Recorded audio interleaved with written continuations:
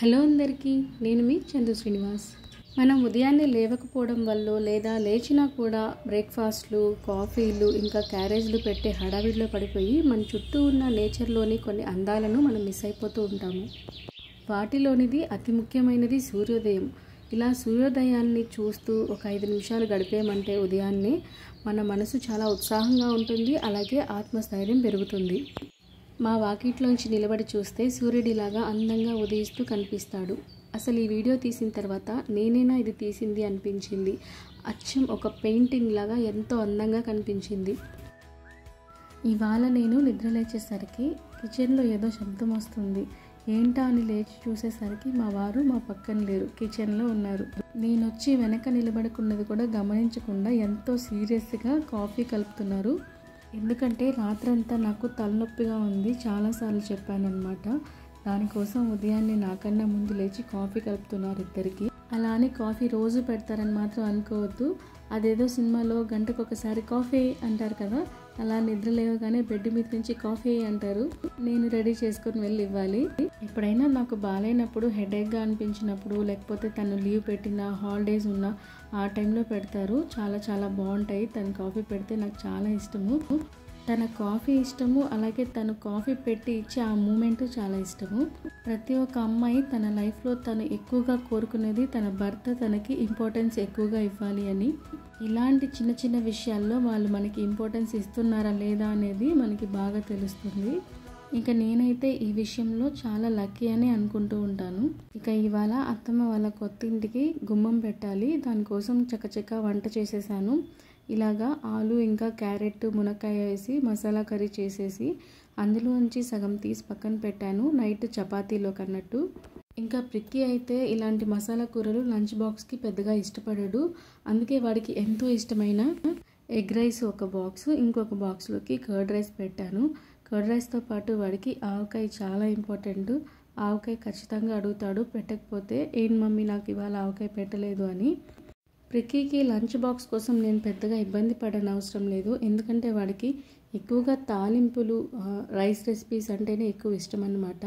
Curries ఎక్కువగా ఇష్టపడాడు. Curries ఇంట్లో తింటాడు కానీ లంచ్ బాక్స్కి పెద్దగా ఇష్టపడాడు. ఒకరోజు క్యారెట్ తాలింపు, ఒకరోజు బీట్రూట్ తాలింపు, ఒకరోజు ఆకుకూర తాలింపు, ఒకరోజు ఎగ్ రైస్, ఇలా పెట్టమంటాడు. దాంతోపాటు కొద్దిగా కర్డ్ రైస్ పెట్టమంటాడు.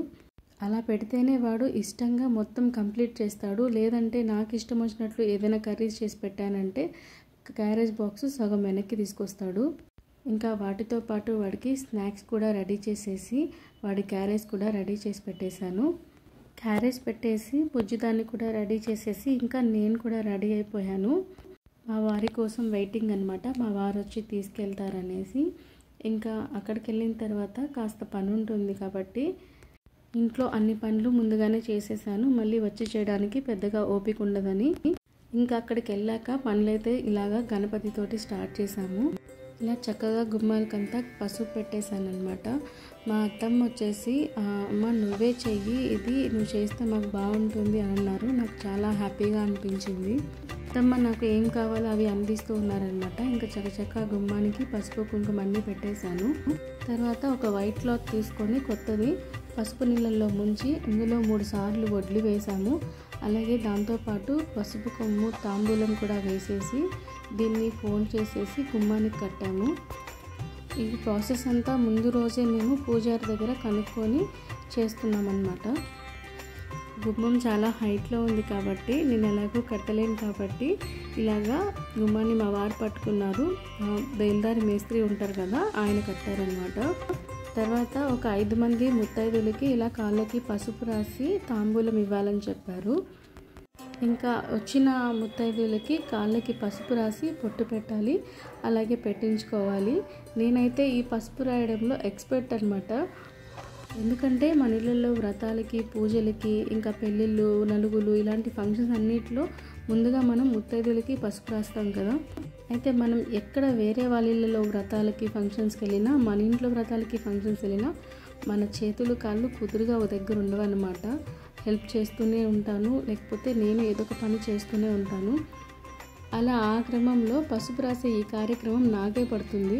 ఇంకా మా వారు ప్రతి సంవత్సరం అయ్యప్ప దీక్ష తీసుకుంటారు. అప్పుడు కూడా స్వాములకి భిక్ష పెట్టే సమయంలో వాళ్ళకి పసుపు రాసి బొట్లు పెడతాం కదా, అలా ఎంతమంది ముత్తైదువుల చేత్తో స్వాముల చేత్తో అక్షతలు వేయించుకున్నాను. అలా వాళ్ళందరి ఆశీర్వాదాలు నాకు అందుతాయి. ఇలా పసుపు రాసే కార్యక్రమం పూర్తయిన తర్వాత ముత్తైదువులందరూ కలిసి ఒక చెయ్యి వేయమన్నారు ఈ మేస్త్రి. ఇలా తలా ఒక చెయ్యి వేసి గుమ్మాన్ని అక్కడి వరకు తీసుకెళ్ళాము. అప్పటికి మా సీన్ అయిపోయింది. ఇంకా వాళ్ళు వచ్చి సెట్ చేసుకున్నారు. ఇంకా గుమ్మానికి రావి మండ, మామిడాకులు అలాగే పూలమాల కూడా వేశారు. ఇంకా ముత్తైదువుల చేత 4 టెంకాయలు అలాగే 5వ టెంకాయ వచ్చేసి మేస్త్రి కొట్టారనమాట. అలా కొట్టాలంట. అది పూర్తయిన తర్వాత ముత్తైదువులకి తాంబూలం ఇచ్చేసి ఇక ఇంట్లోకి ఒకసారి ఒక అడుగు పెట్టి లోపలికి వెళ్ళాము. ఇక అక్కడితో ఆ పని పూర్తయి ఇంటికి వచ్చిన తర్వాత మధ్యాహ్నం కర్రీ రెడీ చేసి పెట్టాను కాబట్టి అందులోకి చపాతీలు రెడీ చేశాను.